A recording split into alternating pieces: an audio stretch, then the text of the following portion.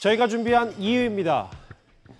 2년 만에 마스크를 벗게 된다니 이렇게 반가운 소식이 아닐 수 없는데, 그런데 현 정부와 인수위 측의 생각은 달라서 국민들은 참 혼란스럽습니다. 예상대로 오늘 정부는 월요일부터 실외 마스크 해제를 발표했습니다.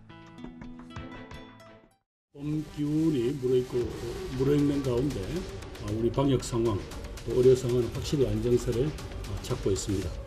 다음 주 월요일 5월 2일부터 실외에서의 마스크 착용 의무는 해제됩니다.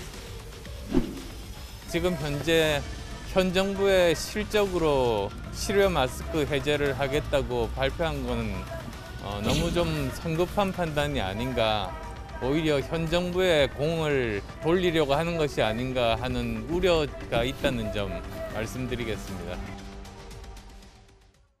각자의 생각은 다 다를 수 있는데, 장 변호사님, 그럼에도 실외 마스크를 벗니 마니를 두고도 이렇게 맞붙는 거 보니까 사실 국민들 좀 혼란스럽습니다.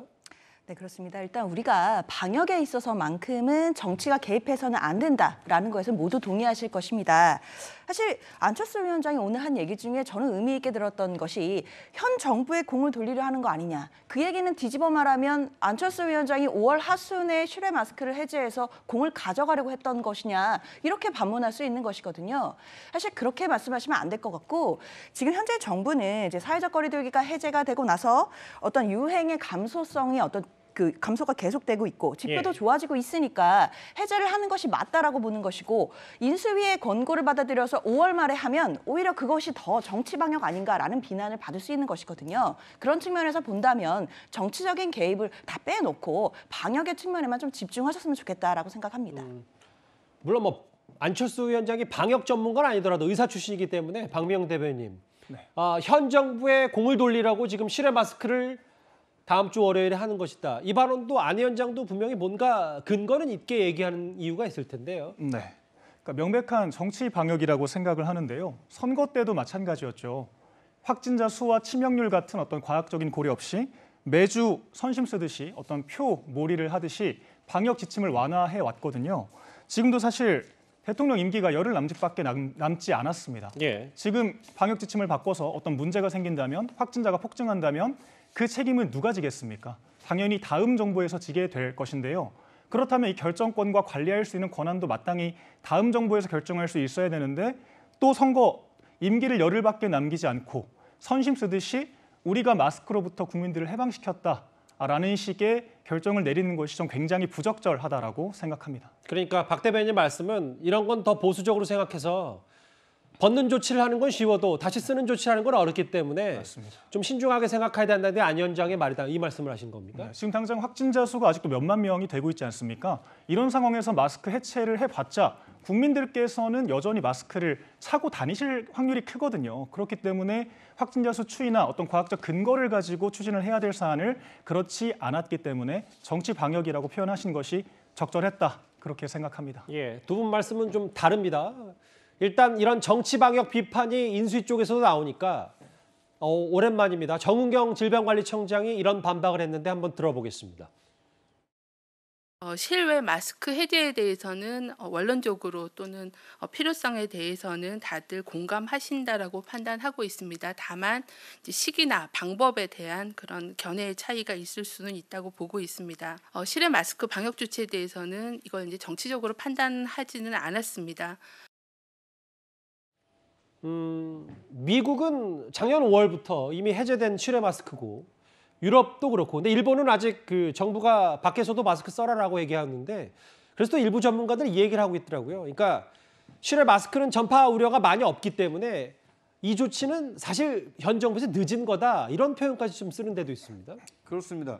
그러니까 이제 미국이나 유럽의 사례로 보면 실내의 경우에는 마스크 착용을 의무화했지만 실외의 경우에는 이 충분한 거리 두기를 하고 이 비말에 따른 감염 우려가 낮기 때문에 실외 마스크를 강제적으로 착용하도록 한 것은 우리나라가 오히려 좀 유독 강력한 측면이 있었습니다. 이런 점을 생각을 하면 정부의 그 실외 마스크 해제가 조치가 좀 늦은 측면이 있는데, 지금 이제 묘한 것은 대통령과 이게 신구 권력의 교체기, 그리고 지방선거를 한 달 앞두고 왜 2년 동안 이 강제해왔던 실외 마스크를 해제하느냐, 이것이야말로 다분히 한 달 뒤에 치러지는 지방선거를 감안한 조치 아니냐 이제 이런 논란에 좀 휩싸여 있는 것으로 보입니다. 우리나라는 모든 이슈가 다 정치적으로 좀 반영이 되는 것 같아서 이현정 의원님. 네.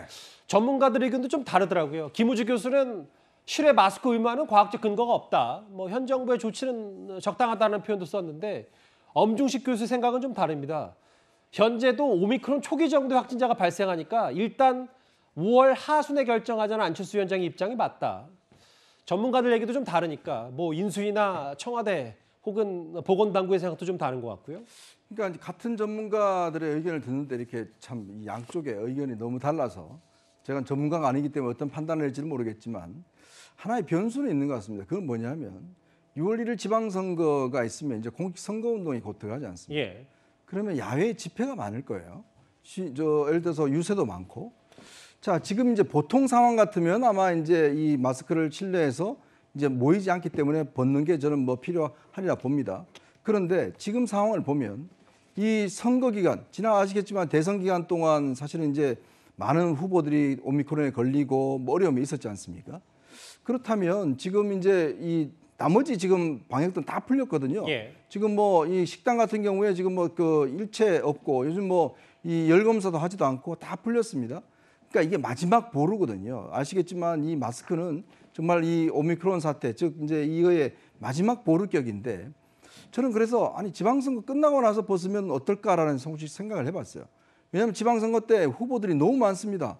전국적으로 보면 뭐 몇만 명에 되는 후보들이 선거운동을 하고 유세차가 다니고 모여들고 또 유세를 하게 되는데 실내니까 벗어야 되잖아요.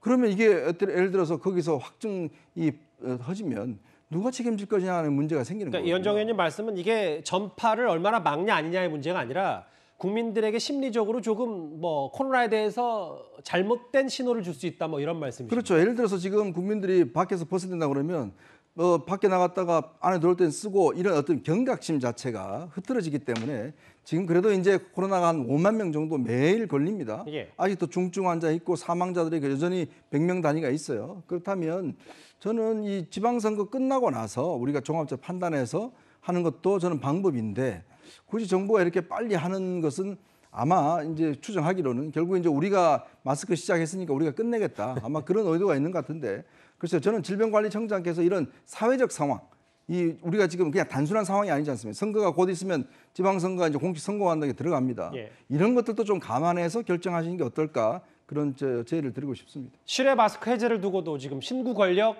다 한마디씩 하고 있습니다. 일단 다음 주 월요일 출근길부터는 밖에서는 마스크를 일단 벗을 수는 있습니다. 2주에는 여기까지고요. 앞서 제가 이미 말씀드렸던 검수완박 관련해서 지금 현재 여론이 어떠냐. 여론조사는 꼭 한번 짚고 가야 됩니다.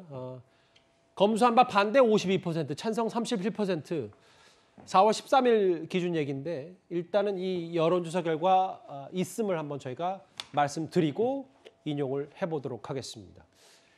이번 주제는 여기까지고요. 그리고 지금까지 들어온 여러분들의 목소리를 만나볼 차례입니다. 첫 번째 댓글입니다.